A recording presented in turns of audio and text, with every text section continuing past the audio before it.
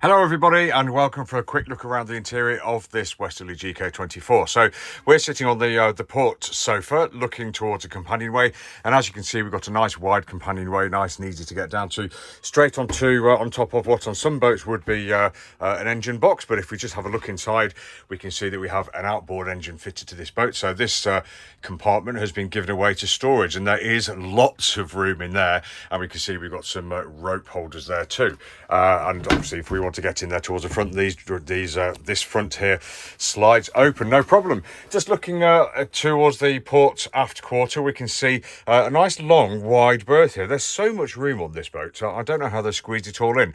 Yeah, we've got a nice wide long berth, storage underneath, and we can see that here we've got a stereo speaker.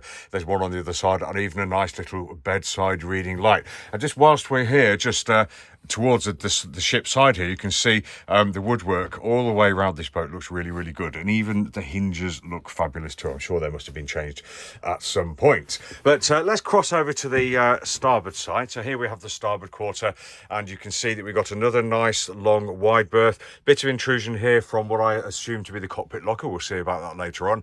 And again, we can see we've got a speaker here and a bedside reading lamp also. And just dangling above that, just as we come inside the companionway on the starboard side, we can see we've got a standard horizon plotter there, and looks like we have a cockpit VHF mic there as well. Really handy, especially if you're on your own. And if you just look underneath, we can see we have storage underneath if not all of these cushions, and the same on the port side too. Absolutely brilliant. And the cupboards carry on around the starboard side also, with the addition of the electrics panel in the middle there. Now despite we've got slightly darker wood, but not dark wood, and upholstery, flooring, etc. The companionway gives us lots of light flooding in there. We've got two windows either side, not openers, but it feels nice in here. The headlining up top looks pretty good to me, so I assess that this boat seems like she's been really well looked after. We have a battery monitor down there, a bit unusual on a boat of this size, but good to have. And we've got the isolator there, so I'm assessing we have the batteries under here. I'll just check that in a moment.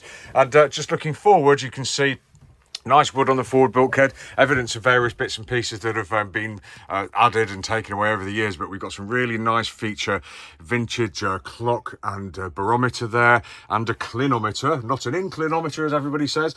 And here on the starboard side, you can see we've got the VHF, and we have a radio there inside a watertight enclosure. All very nice. So here we have L-shaped seating, and over there linear seating, but there is lots of room in here, provision for a table to be slotted into there too. So lots of room in this area. Obviously the head height is reduced. I'm 5'9". I can't stand up in here, but once we're sitting down, I'm nowhere near the deck head. So all really rather good. Now moving over here towards the galley, you can see we have some work surface here. We have a sink here and a manual tap.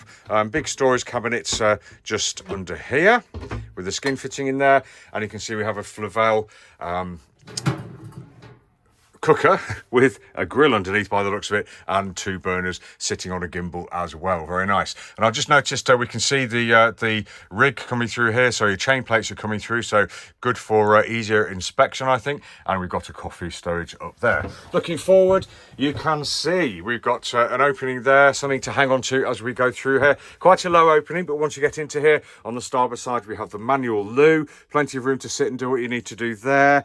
And on the port side here, this is given over to essentially a great big storage area with a securing bar in front of it. Very good indeed.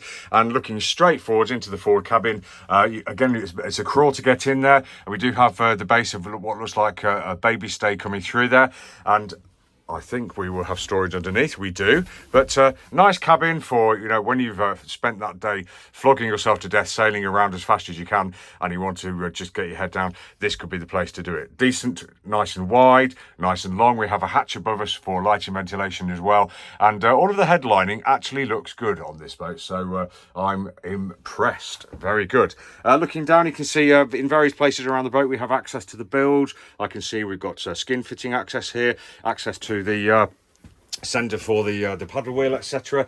And there's a view looking aft. So all in all, really lovely boat. Smells great down here. Everything looks nice to me. She's got vintage characteristics and lots of new modern additions. So yeah, lovely down here. And if you'd like any more information, just go to boatshedbrighton.com for lots more pictures, videos and virtual reality. Have a great day.